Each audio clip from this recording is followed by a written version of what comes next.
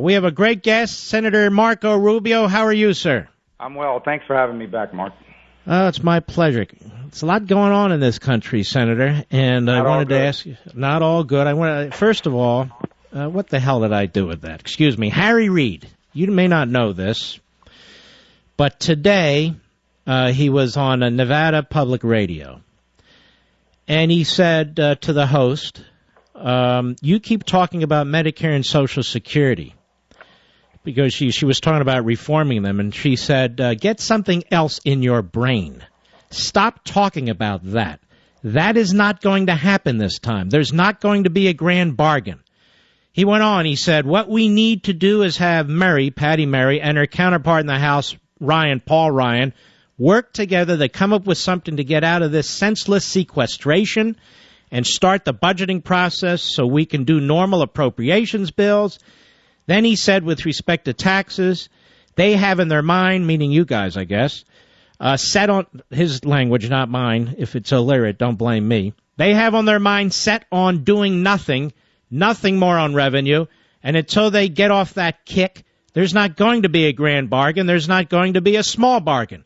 We're just going to have to do something to work our way through sequestration. So, number one, no reform of Medicare and Social Security. Number two, he wants to get rid of this sequestration one way or another. And number three, he wants tax increases. I mean, how do you deal with a guy like this? Well, I mean, that's the crux of the problem, right? So, let's kind of understand where we are. This is a country where our whole life we've been told this is a place where if you work hard, you sacrifice, you can improve your life, you can get ahead, and then you can leave your children better off than yourself. And a growing number of people feel that that's no longer true. And there's a number of reasons why that's happening. But one of the main ones, is because our economy isn't growing. And one of the reasons why it's not growing is because the federal government has grown to a size that doesn't allow it to grow. Our debt problem is discouraging people from reinvesting their profits and back into their businesses, for example. That keeps jobs from being created. Our tax code is broken. Our overburdensome regulations are making America one of the most expensive places in the world to grow your business, to do business, and thereby create jobs and opportunities for others. And there's a couple of impediments to that. One is that there's no sense of urgency about that among many of the people in Washington. And number two, there's a complete denial on the part of people. You've just talked about Senator Reid, but many like him, unfortunately, the majority in the Senate, who have no sense of urgency or are right out in denial that these things have any factor at all in this decline in the American dream. And so it's a huge challenge, not for the Republicans. It's a huge challenge for the country and for the future, because these problems only get harder to solve and they only get worse. Well, I'm just trying to figure out how this is going to play out. I mean, you guys have a deadline coming up on the budget. You have a subsequent deadline coming up on the debt ceiling, and obviously this man is dug in already. Yeah, I mean, it's an ideological kind of obsession with raising taxes and an ideological obsession with what they think government can do to help grow the economy, to the point where they're unreasonable about it, unfortunately. And so a couple things have to happen, I think. Obviously, over the next year and a half, we got to keep bad things from happening and make progress where we can. But these people need to be replaced. I mean, ultimately, that is the only way forward, is to replace them with people that understand the urgency of the moment, the opportunities that lie before us, and are serious about doing something about it. And by the way, there are people like that in both parties, Mark. I mean, that's one of the problems. That's true. Yeah. You know, I don't want to drag you into a squabble, but I've been reading articles today on and on about groups forming within the Republican establishment, offshoot groups to defeat the Tea Party and stop the Tea Party. First of all, that's not going to happen. The Tea Party is not a political party. It's not like millions of people are just going to walk away. But do you think the Tea Party has been a positive force in this country? Absolutely. First of all, the Tea Party movement is a collection of people from all walks of life. Many aren't even Republicans. They're independents and independent-minded. Some have never really been engaged in politics up until the last few years, who see the country headed in not just a dangerous direction, but a destructive one.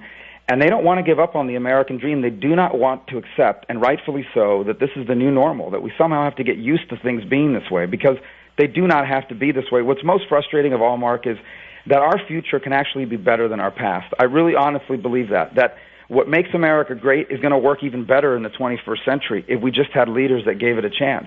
And I think that's what underpins the Tea Party, is a frustration, quite frankly, that both political parties have headed in that direction. You know, I read 2 articles yesterday, people taking shots at my colleague Mike Lee, and I want to take this moment to just say this. You know, agree with him or not, and I agree with him obviously on almost every issue, Mike Lee is one of the highest quality people that I have ever interacted with in anything I've ever done, politics, life, and that's number one. Number two, the guy is a principled, dedicated public servant. He doesn't want to be famous. He doesn't want to be, he just wants to serve his state and our country.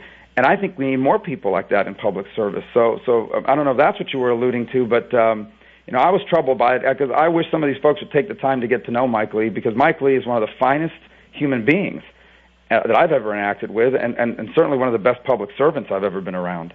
It's a very, very good man.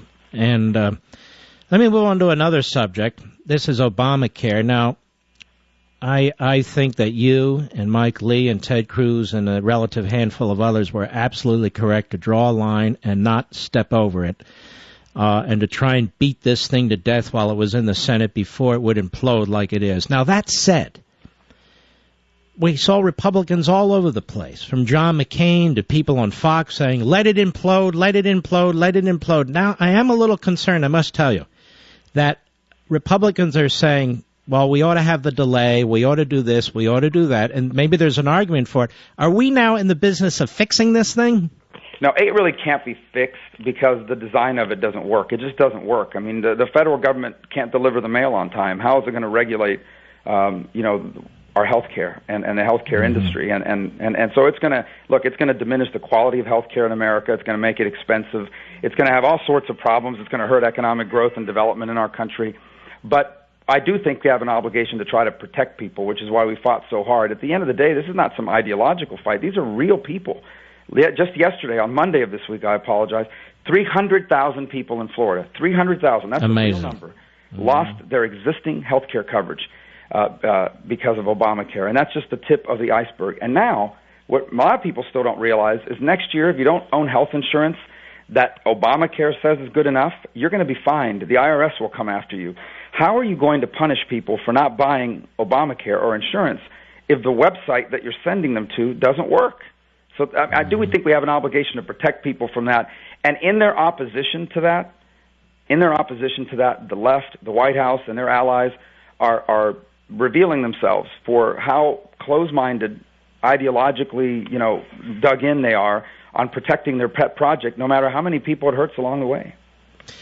It's also amazing to me that you guys were talking about this delay or something akin to it, and they shut down a part of the government over it. And I mean, you see what you obviously see what I'm saying. How outrageous they're now. If the president chooses to delay it for 6 weeks, and based on what Carney said, I don't know what the hell they're doing. But if he chooses to do it, first of all, where is his constitutional authority to sit there like a king and decide who lives and who dies? Right. Well, that's the first. Figuratively speaking.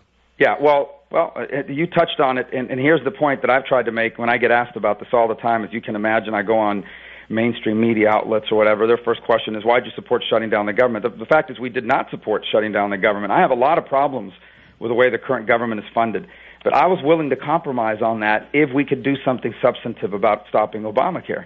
And the position the Democrats took is, we are willing to shut down the entire government if you don't fund a portion of it, which is called Obamacare. In essence, the position they took is, we won't fund anything unless you fund everything, including Obamacare. That is a completely unreasonable position, and I think what's outrageous is that if you listen to most of the news outlets in America, they got away with it, because the whole notion that we were in favor of shutting it down is false. We were not in favor of shutting down the government. We were in favor of shutting down Obamacare, and they said, unless you fund Obamacare fully, we'll shut down the government. And at least in the eyes of the mainstream media, in the short term, I should say, they've gotten away with that. But I don't think in the long term they will.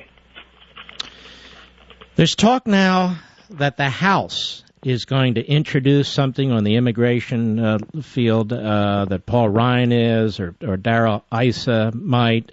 Are you familiar with what's being proposed? Are they talking to you guys in the Senate? Do you know what's going on? I don't. They have not talked to us in depth about their plans. But what I've said on this, and obviously, look, my position and what we went through the last few months has been well documented, and it certainly has upset a lot of people who have been supportive of me in the past. But here's my point on it now. There are things on immigration that we do agree on. We agree that we've got to do a better job of enforcing our laws. We agree that we have a broken legal immigration system that should be, more economically based and less family based. I think there are things that there's large consensus in the country. We should be prepared to act on those. There are things that are very divisive in this country, like what to do with the people that have broken our laws. And I don't think that we should not do anything if we're not going to do everything. And now is a good test of what the White House and what's in it for them. Is this about politics for them? Do they want to use this as a political tool to beat people up politically? Or are they serious about making progress? So we're going to find out here pretty soon. Here's what I do know. I've been lectured for the better part of a month now about how we need to be realistic and not go on fool's errands, their terms. Well, I think you got to be realistic about where the House is and where conservatives are on this issue. And the fact of the matter is that if they really want to make progress on this issue, they need to focus on the things, in my opinion, where there's consensus on, and on the things that there's not consensus on, we may have to wait for another day. Do you trust the White House with this issue or with any other issue at this point? Yeah, that I think is the fundamental problem. You know, if you're going to do anything on this issue, on the issues that there's no consensus on, it all requires that the government do things to ensure this never happens again with illegal immigration. And what's happened here over the last 6 to 9 months, from the time I started that effort to where we are today, is that trust in the federal government and in this administration has diminished. And so when people come to me and say, look, I can't support what you did because I just don't think the White House will enforce whatever things you put in the law, it gets harder and harder to answer that because of the actions they've taken over the last few months. The truth is that people rightfully now are very suspicious about what if they guys decide we'll enforce this but we won't enforce that, the way they've done with the health care law and other things. It undermines the entire package. So there's no doubt that that is a factor, and it's a much more serious factor today than it was just 9 months ago. I think a lot of Americans, and not just conservatives, are tired of Washington. They're worn out from Washington, and they don't want Washington to keep pushing comprehensive this and comprehensive that while this guy's in the White House and while Harry Reid's running the Senate. Well, again, that is the other point that you raised, which goes to the point I was just making, and that is it's very difficult if people come to believe that no matter what law you pass, the people in charge won't enforce it or they'll ignore the portions of it they don't like.